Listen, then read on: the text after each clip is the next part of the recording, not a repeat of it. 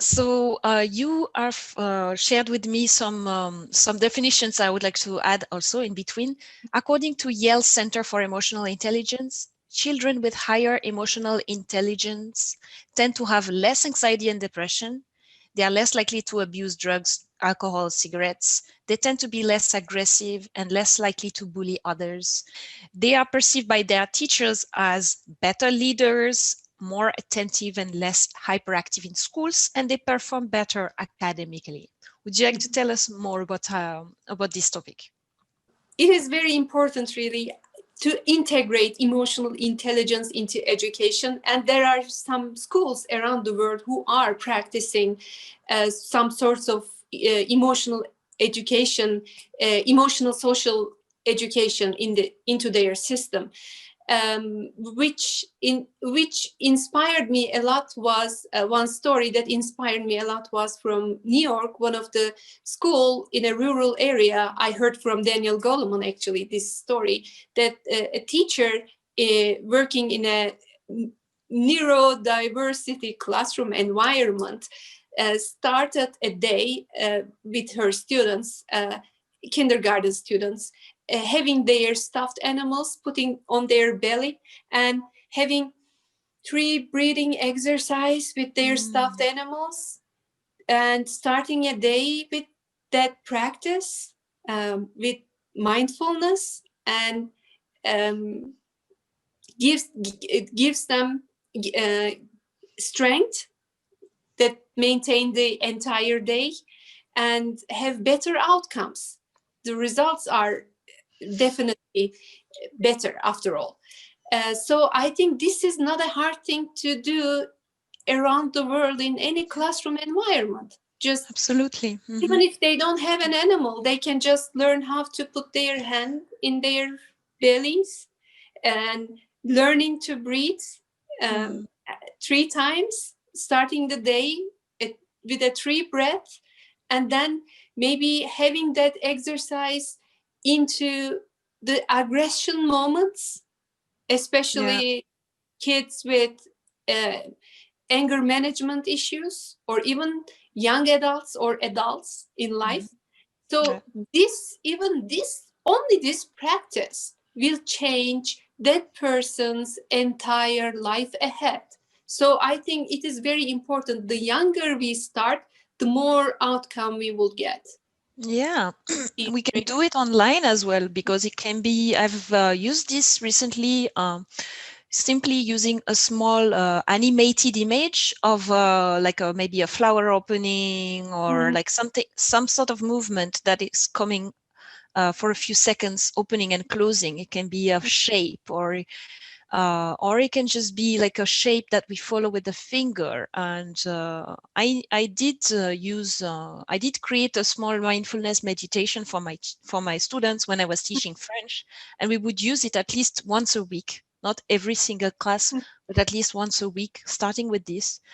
It was a time to pause and transition from something from PE they had to French, to help them calm, to refocus, to think about their intention in learning. And it was always so much better for them to engage right after. So it's a time invested. You think sometimes as a teacher, you're losing time by investing it in things that are slow, but when you go slow, you go faster.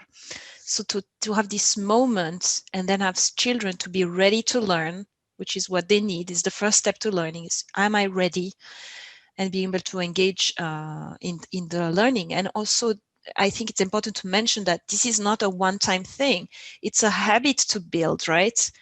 The moment we just do, okay, let's do this and this and this, it's more about doing less but deeper and practicing something regularly. I think that builds really the habits for everyone, even for Yeah, adults.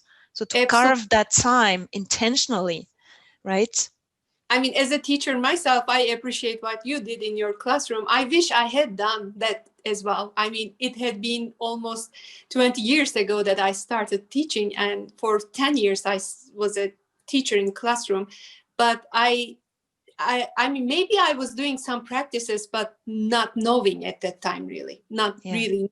I wish I had. Uh, but it's never late. The good thing about emotional intelligence is it can be learned at any age, and it's never late. And Yeah. it's the practices, as you say, I mean, it's the lifelong adventure, really. And I absolutely agree with you. Um, these techniques, breathing exercises, body scan, these meditations, whatever you do, doing nothing just for 5 minutes a day, just staying calm and relaxed and not doing anything is actually, I mean, we are exercising for our body. We want to have better physical features. And so we are exercising for our health as well, not only physical appearance, but also being healthy and living longer. But how are we exercising our minds? I mean, this is a practice for our minds to really uh, be better, be brighter, and more open, and uh, ready to explore more. Yeah. So we need to invest not only in our body by eating mindfully, but also to our brain, just giving a little bit of time and um, uh, really focus that is needed. Yeah. And in another note added to this is I have this wonderful consultant, Jennifer Abrams. She's really a beautiful person who has such a wise approach to adult learning, and she's really investing in how she can help adults continue to grow up. And I really like that expression, because sometimes we think that growing up is not for us anymore. It's just for children. Their brain, their body is developing, but we do have a neuroplasticity, and we continue to make connections, and we continue to learn and grow. So we need to grow up as well. And Fanny, I mean, to be honest, there is always a reason, we know that Alzheimer or dementia are one of the worst diseases we have been dealing and we are afraid of having. So just a reminder, these practices help us really avoid them as well. So growing in many ways. So we keep growing, that is for sure.